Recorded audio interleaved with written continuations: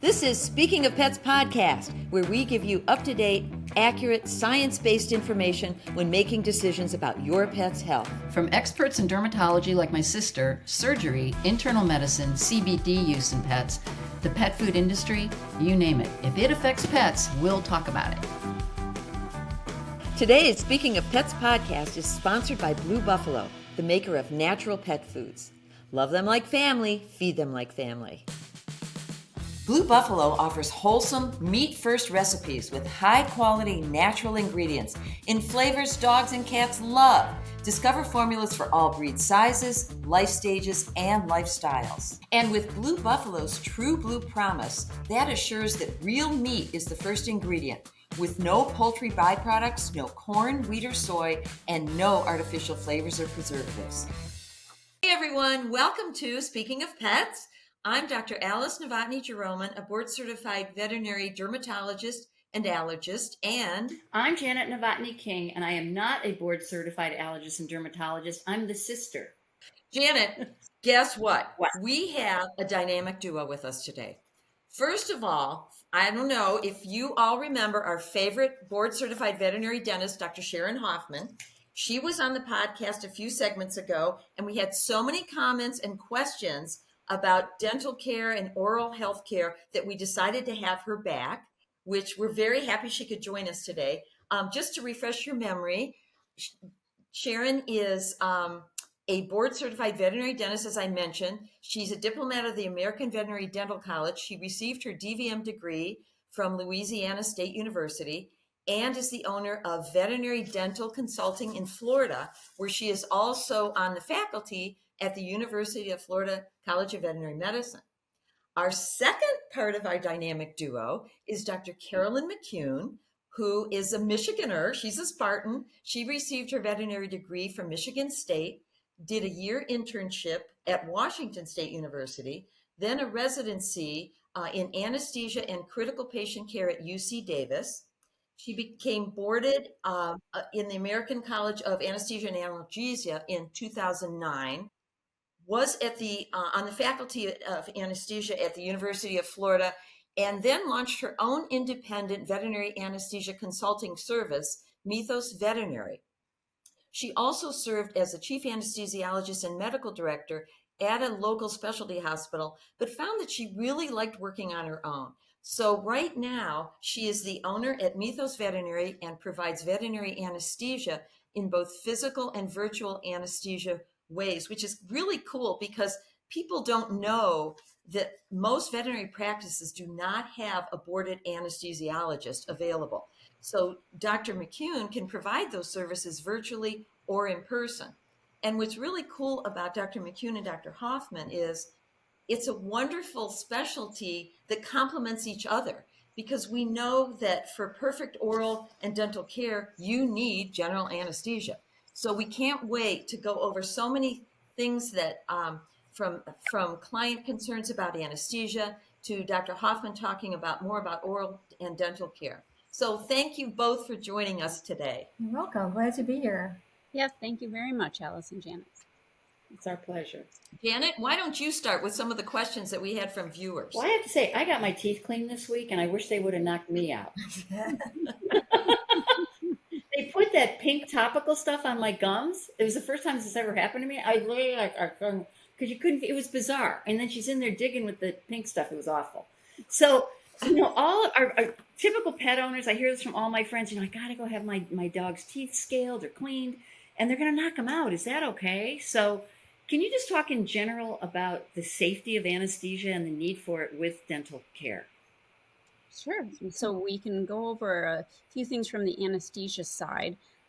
One, it's very helpful to have a veterinarian who's the primary veterinarian. So your anesthesiologist will never be your primary veterinarian. We need people like Dr. Hoffman to be able to consult with the client, talk to the patient, and as we'll probably go over later in the podcast, discuss some important history that is very pertinent for us to be able to safely provide anesthesia for the animals. First thing that might be helpful is kind of defining the anesthesia period, because everybody thinks of anesthesia as we might see on a television episode where a patient is laying on the table and then all of a sudden they're awake. And there's a transition time during that. And what we've actually found as we get better and better at providing anesthesia for animals, that it is equally as important in the preoperative period. So what the animal comes into the hospital already having had, because as Janet kind of mentioned, now she might have some anxiety about the next time she goes to the dentist. The animals oftentimes also have a component of anxiety before they arrive. What happens during the anesthetic event, and then equally as importantly, what happens after the anesthetic event has concluded and the patient has started to recover. Unlike in the TV shows, they're not going to go back to being 100% normal. So we'll discuss throughout the podcast, I'm sure, some expectations that might be realistic to have for some of these animals. So the anesthesia period is wide and encompassing for all of this. Interesting. So, Dr. Hoffman, why is it, I mean, clearly you can't clean a pet's teeth while they're awake. So there's a difference between what the groomer does, and there are some non-anesthesia practitioners scaling the teeth with the pet awake. That can be done in some patients, but not all. And what's missing is a thorough exam. Dental x-rays can't be taken, exam around each tooth and under the gum can't be performed. That can't happen. So yes, anesthesia is required for a complete oral exam and treatment. That's great. Thank you. So Dr. McKune, do all patients need an IV catheter then? Yeah, I think that that's probably a good safety point to discuss. As Janet alluded to, there are risks with anesthesia. And when we look at risks of anesthesia, some of the most common anesthetic risks are either from problems with your heart or problems with your lungs. And if we have an IV catheter in place, we can administer drugs to be able to help support some of those processes, or we assist the patient with being amenable to having whatever procedure they need to have done. So the IV catheter access is important and critical if there is an emergency, and then very helpful during the entire anesthetic period. So what are some common myths about anesthesia for your pet? Yeah, so we have several patients that present to us in a wide variety of shapes and sizes. And so one of the things, it surrounds patient size, and there's thoughts that maybe a patient is too small to be anesthetized. And from the workflow perspective, it is challenging when you have quite a small patient to do some of the routine things like the IV catheter placement we were talking about. They're very tiny. You need to have the appropriate sized equipment to be able to support them. But it's not an anesthetic contraindication to be small. And so being a smaller pet does not put you at any increased risk, as long as we're respectful of the fact that any anesthesia carries concerns for patients. And so we want to appropriately provide the right dosages for medications. We want to make sure we're providing heat support, especially for the little guys. And then we want to make sure that we've got the right equipment to be able to support their small size. Yeah, some of my patients come in purses. They weigh less than a gallon of milk, but they need the care, and so there's a lot of myths. There's a lot, and when I hear fear, if someone's coming with a fear or a dread, is like they think an anesthesia event is going to bring their pet closer to death, and each time they have anesthesia, they're getting closer and closer to death, and that they want everything done for the whole pet, mouth, ears, everything under one anesthesia, because an additional anesthesia is closer to death. And so Dr. McKune will often talk to patients, the clients, the pet owner, and I'll be in the room, and she has a good way of getting them over that dread hump, is what I'm going to call it. Wow. Well, what actually happens to the pet when they're put under? I mean, I've been put under for procedures, but they're in sort of a sleep zone, right? Yeah. So there are 5 important components for a patient to be considered anesthetized, human or animal. We need to have the right pain control, and so they have to have pain medications as part of this, which is something your veterinarian might ask you about providing for the animal, because there are obviously financial costs for doing that. We want to try and make sure that patient is unconscious. And so a good way to think about this is, when you're sleeping, if you were to roll over on something sharp, you would still move away from that, right? You would still, even if you weren't conscious, you would still have movement. And so although a lack of movement is important, a true unconsciousness is also important. So there is going to be the analgesia, the pain control that we're talking about. We're a patient who's not conscious, and a patient who does not move, a patient who has muscle relaxation, so their muscles are very soft and easy for them to be positioned as they need to be, and then to try and make sure that a patient has amnesia. That is a very hard thing to quantify in an animal, that they would have amnesia, because they're not verbal responders. And so just like children, they can't, nonverbal children, that they can't tell us if something has happened. So that we speculate on in veterinary anesthesia. But having those 5 components is what characterizes a patient who is anesthetized in an ethical and moral acceptable state for an intervention to be done. Well, and you mentioned pain management. Why is that so important? How do you define pain management, and why is it important for our pets? Yeah, no, that's a great question. So pain is a sensation. If we look at the kind of broad definition that's accepted for pain, it is a real or emotionally perceived sensation, either in response to or in actually experiencing an event. And that's considered pain. So an animal, or presumably a human, can anticipate something that's going to be unpleasant and actually go through pain and discomfort. And what that means for us is that we should be preemptive about anticipating that there is going to be discomfort with any kind of intervention that we make. That's what we would call an invasive intervention, where we're actually going to be providing some stimulus to those things. And so since we know that that's coming, and we know that there can be such a broad definition of pain, it's a better idea for us to do as much as we can to mitigate that before the pain occurs. You know, I've had owners say to me, "Oh, I almost lost my dog. He had a bad reaction to anesthesia." I think people use the word reaction and side effect inappropriately. You know, as a former pharmacist turned vet, people will say, "Well, I had a side effect to that." I say, "Well, it's not really a side effect." But can you talk about that? When, you know, what is quote unquote a bad reaction? And P.S. That they took long to wake up, or? Well, and P.S. when you look at like side effects of any drug, you know, like at the end of the drug commercials, it's like a list like this. You're like, God, I'm never going to take that if I'm going to get any of it. Right. And I think it's when they do the testing, it must be they had 1 or 2 cases of it. Do you know what I mean? But put it on the list as a side effect. Well, it has to be statistically significant. I'll tell you that. As being part of a drug trial, which our office was, Yeah. and I would report something, that you kind of get a little fight about it. Well, are you sure they were on an ear medicine at the same time? How do you know it wasn't that? Oh. You see what I'm saying? Yeah. So when it gets put on the list, it happened. Let me just put it that way. But to me, that's totally different than what someone says bad reaction. No, I agree. I always want them to define that. Yeah, and I think that that's a good point, because reaction, bad reaction, or adverse reaction, or unusual anesthetic event, those are very broad terminology. It's like saying the weather is nice. You know, for us in Florida, we may not think of temperatures of in the 90s as nice, but for somebody who's living in upper northern Canada and it's 54 right now, maybe that does seem kind of nice to have a little break there. So there's a very broad kind of concept. And so it's really helpful if we can narrow down when an owner presents to us what they mean by bad reaction. Some common things that we see, and again, Dr. Hoffman can kind of help fill in this would be taking a while to recover. And by recover, we don't necessarily mean that, they were still unconscious at the veterinarian's. We mean that maybe they didn't have the same behaviors that we would see normally, that they walked in kind of a different pattern. They were more tired than they normally would have been. They didn't necessarily have a huge interest in normal routine, like eating their food, or in some cases we see with anesthesia, a delay in the animal wanting to defecate normally, and owners are very in tune to that kind of consistent schedule for them.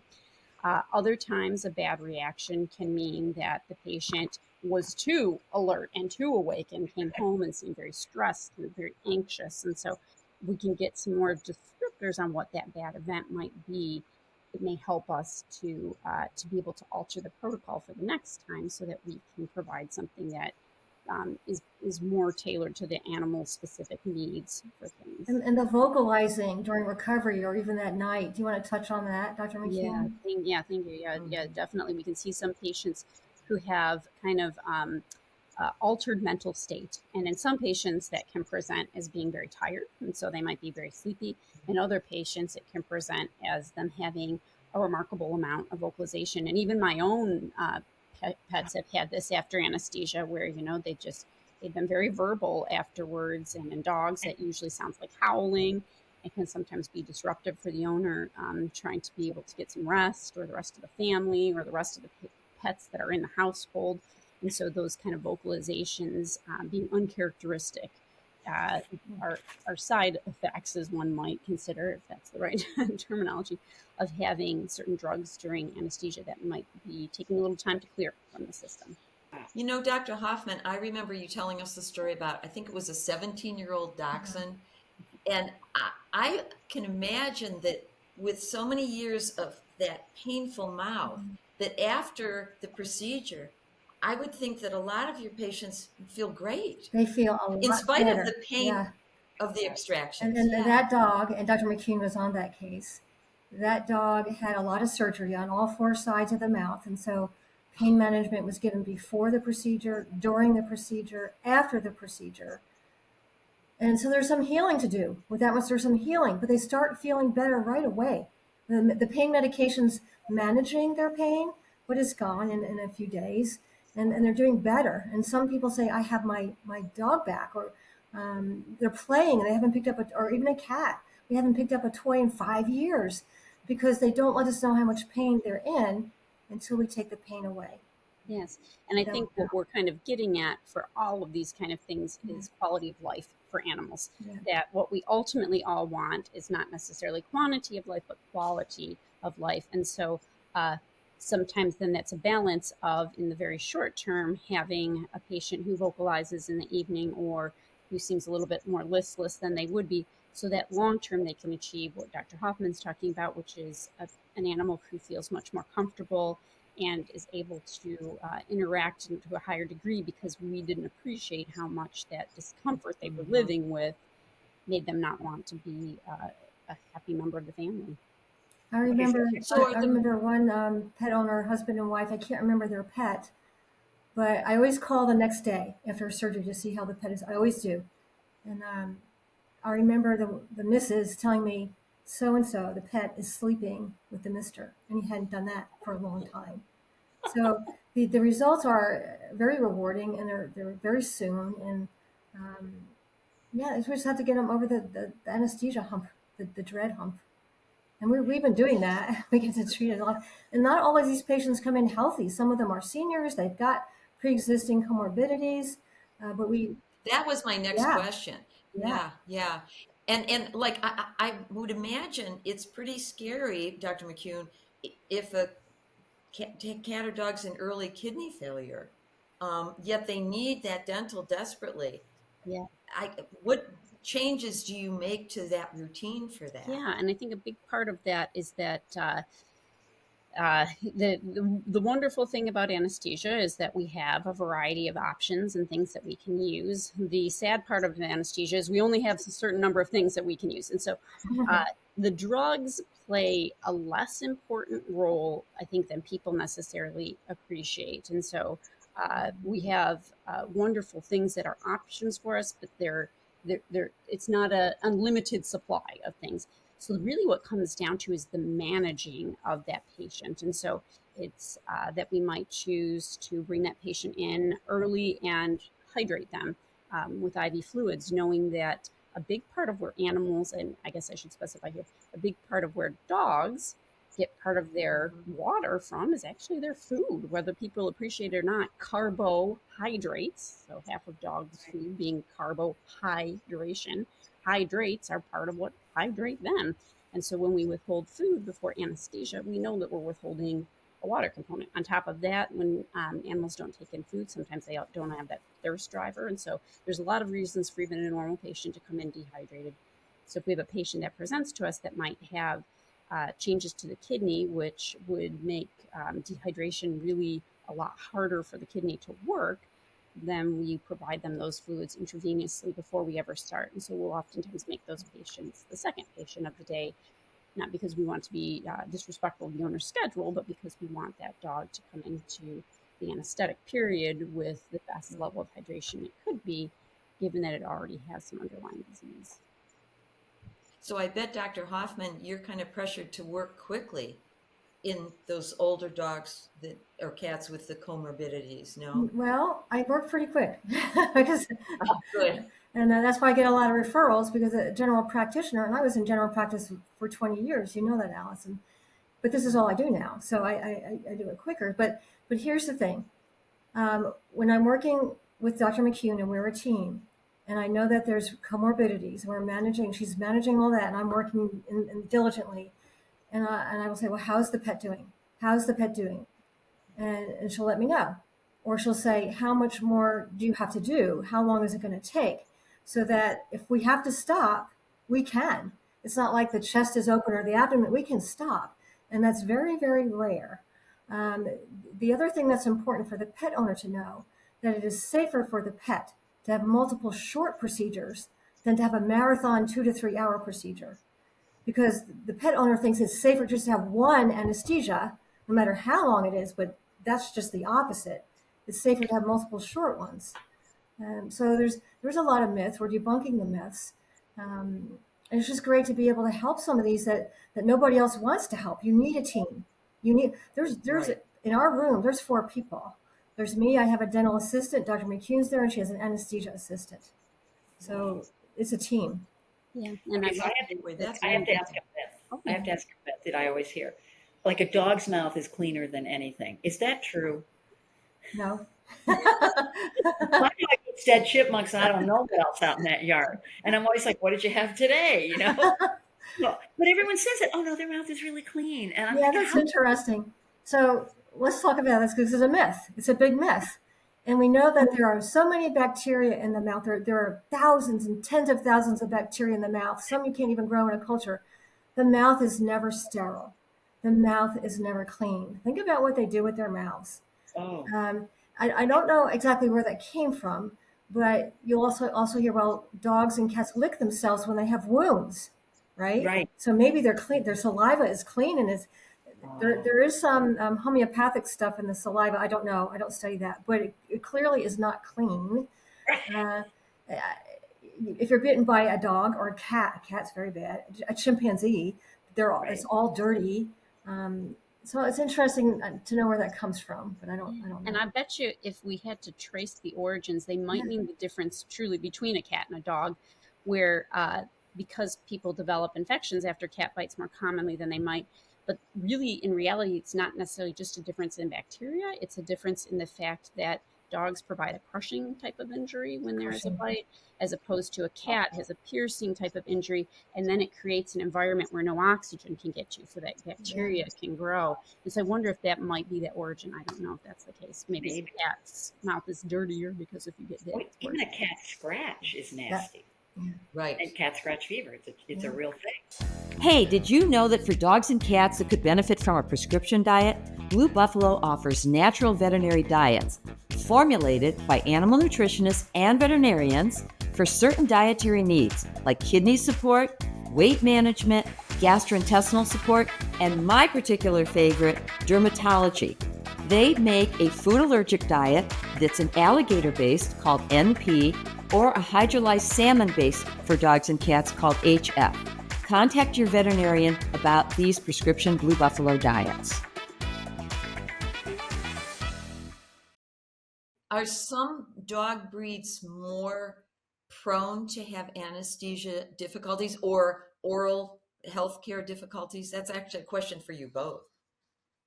Well, small breed dogs, we see periodontal disease more, which is also called gum disease. And large breed dogs, we see fractures and tumors. I see tumors in any size, really, but that's the older population. There's a lot of myths about different breeds.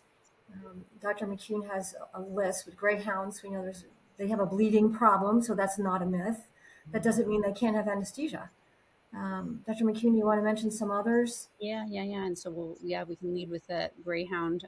That a lot of the work done for greyhounds was done out of Ohio State, where they looked at the postoperative, what's called delayed postoperative hemorrhage that happens for these dogs afterwards. And so they can have a very routine anesthesia. The vet can do a perfect job. and afterwards the animal ends up in the ICU with needing critical support because of this. And so there is a genetic predisposition for that, and there are genetic tests that a person can do to try and find out more about that. And so greyhounds are definitely one we have a little more consideration of. We also have large-scale morbidity and mortality studies that give us numbers on death that's associated with anesthesia. As kind of morbid as that sounds, but we do see that there are certain breeds that are at a higher risk for that. Rottweilers are at a high risk. The West Highland White Terrier, which I'm sure Alice has seen plenty of in her career, and then shepherds were at increased predisposition. And so we need more work to figure out what it is about those dogs that might result in an increase in I think in mortality or in death. And I think we have speculation. We just don't have necessarily the numbers. We definitely know there are other animals where we have just documented that there is difficulties. Collies, for example, can possess another genetic abnormality that prevents them from being able to metabolize certain anesthetic drugs appropriately. So we have to be thoughtful about what we use for them. But I think what is equally as interesting is the dogs who are not predisposed to an anesthetic risk that we sometimes hear. For example, as we were talking about with small size, sometimes small breeds, people will say, oh, I have a Yorkie and they're very sensitive to anesthesia, or I have a, another name of a small breed animal and they're very sensitive to anesthesia.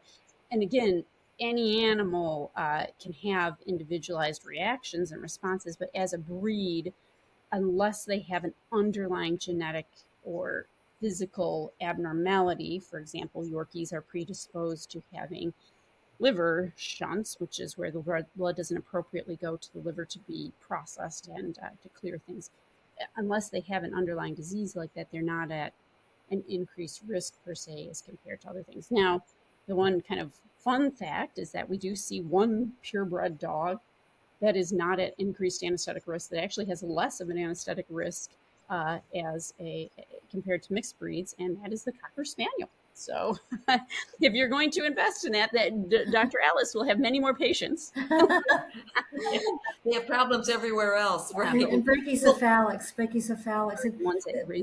important thing is that as a team, we look for the risk factors before we get started. And because we find out the risk factors with whether it's a genetic test or my exam or the blood test results or the cardiac evaluation, we're prepared. And we don't, and the drugs and what we use depends on what we've prepared for. So every anesthesia is customized to the patient. And so what we're decreasing is our chance of complications because we prepared with known risk factors. And I think the comforting thing for the pet owner is we can still provide anesthesia. And if we can't, we say we just can't. And that's pretty rare. But even with those known risks, we can still provide safe anesthesia. Well, having said that, for example, Janet well, we're all pet owners, okay, but Janet as a non-veterinary person, what does she need to tell you about that pet's habits that could influence what you two are going to do? Like, is it a vomiter? That kind of thing. I actually have, you go to the doctor's office and they give you 6 pages of your family history to fill out and, 6 pages. Well, I actually have a 2-page questionnaire before I see the pet. And one of the questions is, does the pet do any vomiting? And if they do, when do they do that? I want to know if they're vomiting at night. And I want to know if they're vomiting first thing in the morning before they eat. What I'm really looking for is regurgitation.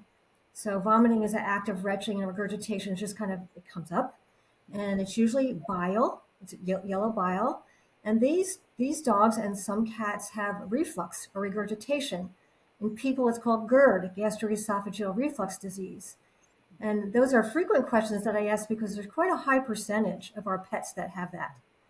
The last I heard, it was 30%. I think it's higher than that. Dr. McKune can tell you. And once I know that, I actually just spent some medication to be given at home to help prevent that reflux during anesthesia and for a few days later. Because it's actually the fasting time, the time you give the last meal to the anesthesia, that fasting time, the length of that fasting time increases the chance of that reflux. So we have a very short fasting time now. But that's important to know. I heard that. And that's kind of contra to what we were raised That's with right. in our early years of vet school. Isn't that interesting? That's right. So I actually have a handout because everybody that grew up with pets remembers, oh, we withhold the food for 24 hours and withhold the water. And I'm thinking, no.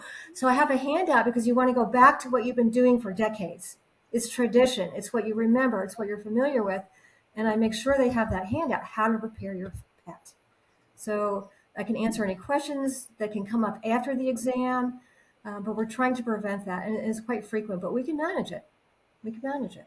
What about these little Yorkies with tracheal collapse? Mm. I mean, I would be worried about that as Yeah. an anesthesiologist.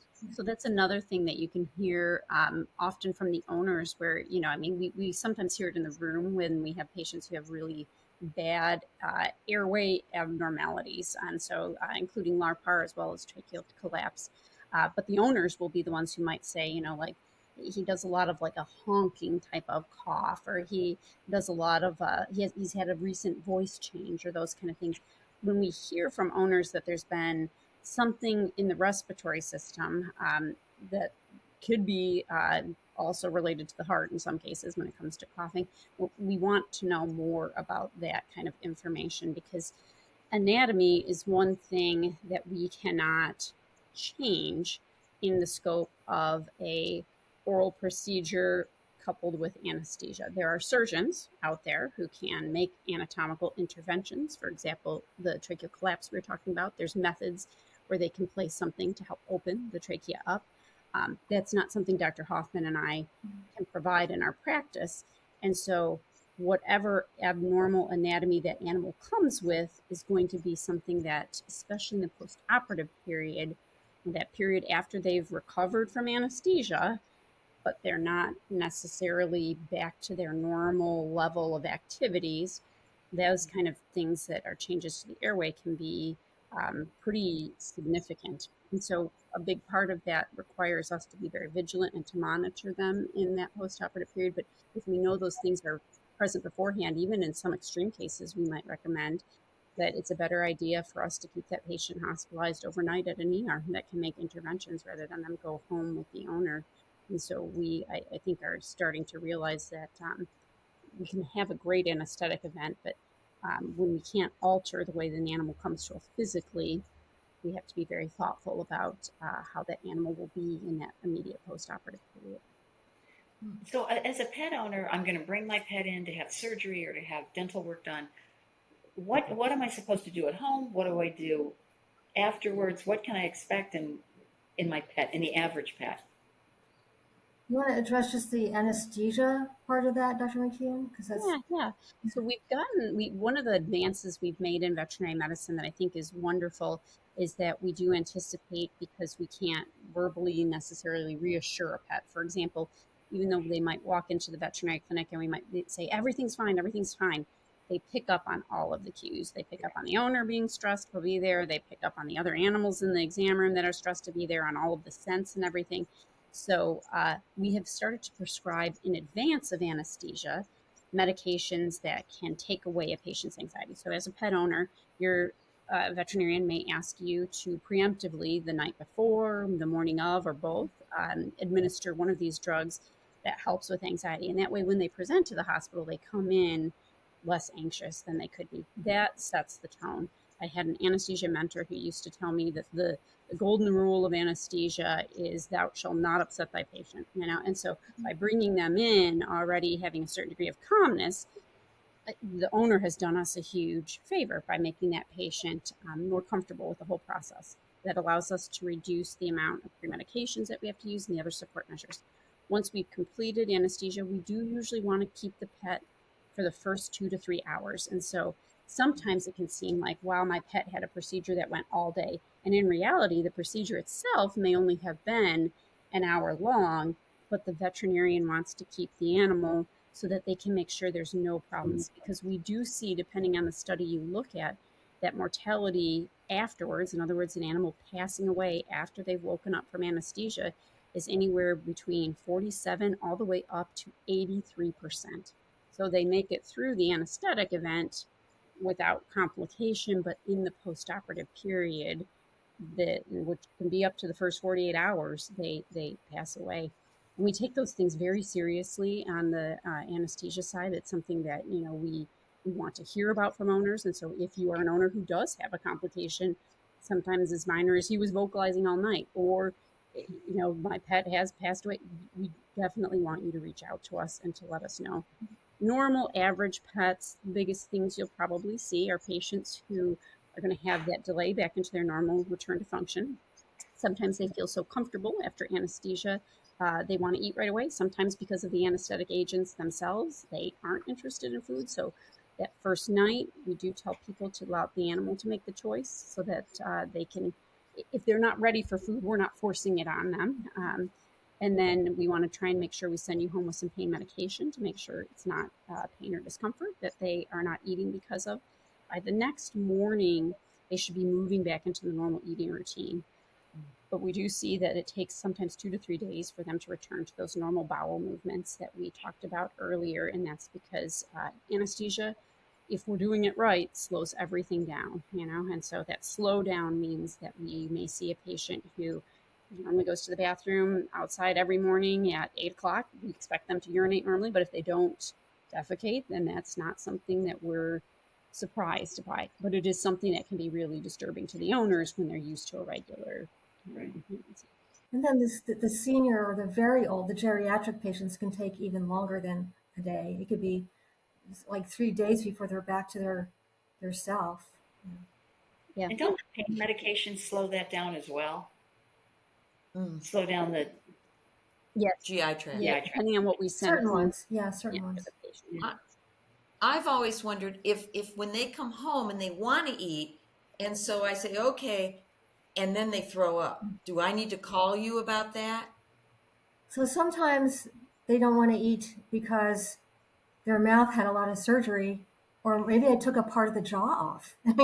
There's there's different things, but I always say, and I think Dr. McKune will agree, that we only have them give a small portion of a meal the first night, because we don't want them drinking a whole big bowl of water and eating a big bowl of food, because they're probably hungry. And that's where they go. They go right to the food and water bowl as soon as they get in the house. And that's too much. So we always have them give a portion of a meal and small amounts of water. And then the next day, back to normal volumes of food and water. But if they had oral surgery, it's going to be soft food for a while. So keep them on the hungry side, so to speak. Yeah. Okay. Yeah. I always worry about that. Even with us, when we have procedures, and we come home, we're like, geez, I wonder if I should eat. Because, like colonoscopies and things, you haven't eaten for, it seems like weeks. Yeah. Do a lot of, or I shouldn't say a lot, but Janet had a family member that had a procedure and then vomited and aspirated. Yeah. Does that happen a lot, or because they're intubated, we don't see it? That's the reason we want to know if there's any vomiting at home during the night and in the morning. The regurg patients, I have seen regurgitating patients vomit through their nose during anesthesia because we didn't know it was a regurg patient. So that's, but there's what's the percentage now, Dr. McKune, that we're thinking? Like Dr. Hoffman was saying that part of the history is real critical, because what we find is up to 50% of animals, 1 out of every 2 animals, if we have something that evaluates for a change in the pH in your esophagus, so the long tube that connects your mouth to your stomach, if we look for change in pH, we'll see a drop in pH as stomach contents move forward, which are normally kept out of that tube. And so they may not, even for us, even Dr. Hoffman and myself may see nothing, but if we have a pH meter in them, we'll see 1 out of 2 patients will have a change in the pH, indicating that stomach contents are moving forward. And then what we are worried about is if they move forward far enough up into the mouth, there's another tube there. And there's, as we like to jokingly refer to with my husband, who's also a veterinarian, the eating hole and the breathing hole, Yeah. And so that hole that connects them to their lungs, which is where we place the endotracheal tube to keep that safe, if they get fluid far enough forward, they can move that fluid down into the lungs. And so we keep a tube in animals. So people will sometimes ask, does my animal have to have this tube? Yes, they have to have the tube to protect the airway. but we can't keep that in them forever, right? And so as soon as they're awake and they're starting to come around, no human or animal really loves the idea of something placed within their space to breathe. That's very foreign. It's very natural for us to cough when we get something down in our trachea, and they don't like that tracheal tube. So you have to pull that at some point. And then if that animal becomes more relaxed and they've had this regurgitation, they can aspirate that fluid. And the biggest concern about that is that fluid is a very low pH. It's very much acid, and so that acid will burn the inside of their lungs and their trachea, which sets off a whole series of events that can often lead to a patient requiring major veterinary support, which usually is at what we call a tertiary level, meaning we'd be at a referral specialist. Most veterinarians don't have the ability to deal with that. And it is something that can also end up in a patient that dies afterwards from everything. So we want to be preemptive then. So as Dr. Hoffman said, if you tell us that this patient is, has these things that after a long meal, they bring up some bile and some fluids, we're going to preemptively have the owner start on things to neutralize the stomach pH, because anybody who's accidentally swallowed water down the wrong hole knows that, it's irritating, you cough, you get it out, and then you go back to living your normal life. If you can imagine drinking a thing of bleach down your lungs, you would probably not just cough it out and go back to a normal life, And so if we know those things in advance, we can have things that will help to neutralize the pH. We do give things during the anesthetic procedure regardless to neutralize stomach pH, but there are some drugs that do a way better job than others, and so we can give the better drugs in advance. The ones that we give during the procedure are ones that are meant to act quickly to reduce pH, not necessarily to be the best, but to act very quickly with all that. And then we also employ other things that might help to keep things moving forward, so that we don't have fluid that's brought up and that. So we can never fully prevent something that's passive, like a regurgitation, but we can mitigate the side effects that might happen. Wow. You know what I love about what the two of you do together? So much in human medicine, Janet, I think you would attest to this, is like factory farming.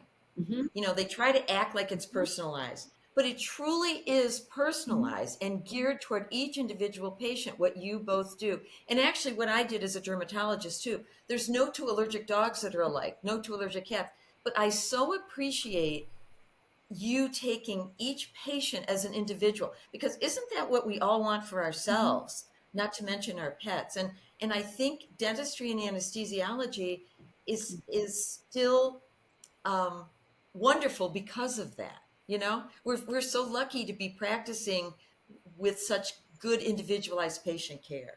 Well, I really learned a lot about the safety of anesthesiology, because as a general layman pet owner, you hear all this around you of, they knocked them out for 5 hours and it's not all true. Now I know that there's that recovery period, and I know when I've had to go under general, it's not so bad, It really isn't. And you're up and you don't remember a dang thing and everything's fine. That's because you had a good anesthesiologist. That's right. That's right. Well, we really appreciate you too. Wow, but this has been wonderful. I've learned so much. Janet, we have to have them back on again. We have to have you back on. But we have a question for Dr. McKune and Dr. Hoffman. Tell us what your pet or human peeve is, please. All right. I'll start because I've been doing some reflection on all of that. And I think my biggest pet peeve, it's going to sound very cliche to say this after this episode, but is when people don't advocate for their own patient. And I don't mean that they do that out of carelessness. I mean, it's not that they're like, I don't care what happens with this animal, but when they feel bullied by the staff, when they feel like they don't get along with the veterinarian, and they just accept that this is what it has to be. Because as Dr. Hoffman and I do work so closely together, we're blessed to have a wonderful relationship, and we are oftentimes sought out for people who are advocating for their own animal. And yet I know many other times where animals have had a complication and somebody says, I wish when I'd said this somebody listen. If you feel like someone is not listening to you, there are veterinarians that you can reach out to. It's a wonderful thing for your animal to have that same kind of good quality relationship with your veterinarian that you have with a good friend. And I feel like that's Dr. Hoffman and my relationship. We've been on the phone together several times this week. We collaborate on things, and that synergism allows the best outcome. And so if you don't feel synergistic with your veterinarian, it's important for you to maybe evaluate other veterinarians in the area that you might have that same relationship, so that the animal can succeed and can do really well. They need that from you. That's great advice. And can I cut in before Dr. Hoffman? Can I just say this? It's because you both care. That's what it comes down to. You both care.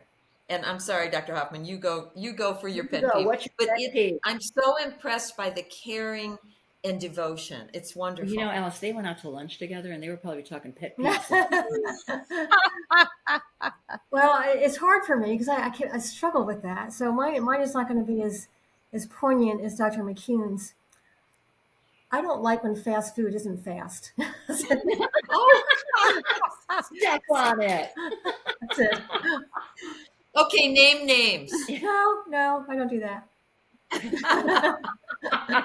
And being a vegetarian, I hardly ever eat fast food because there's doesn't have to be nothing hot. much There's some great fast food. There are. Vegan or Where? Well, anyway, this has been so great. We hope you'll join us again.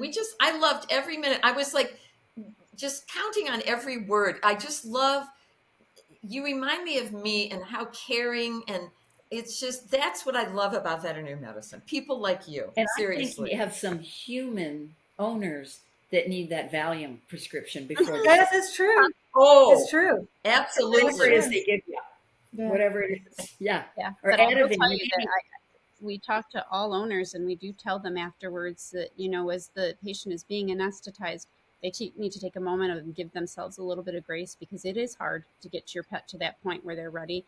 And sometimes the hardest thing in this society is to take a few minutes to yourself and reward and congratulate yourself for putting all that work and effort in, and then to maybe give yourself a moment to breathe. Yeah, so you're right. Janet, you started with a story about you going to the dentist and getting stuff, and you wish you had sedation. And this is true. People want anesthesia or sedation for themselves. Just don't want it for their pet. So That's true. Yeah.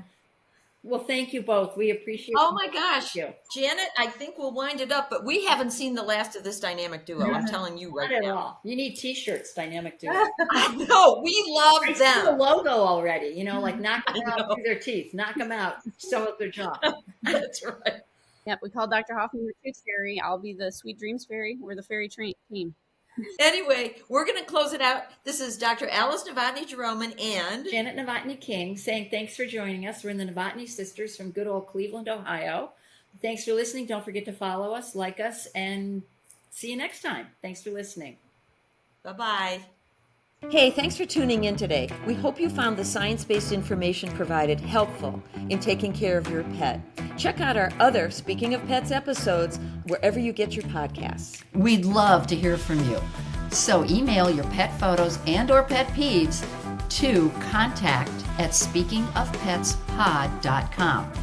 Remember to follow Speaking of Pets on all social media.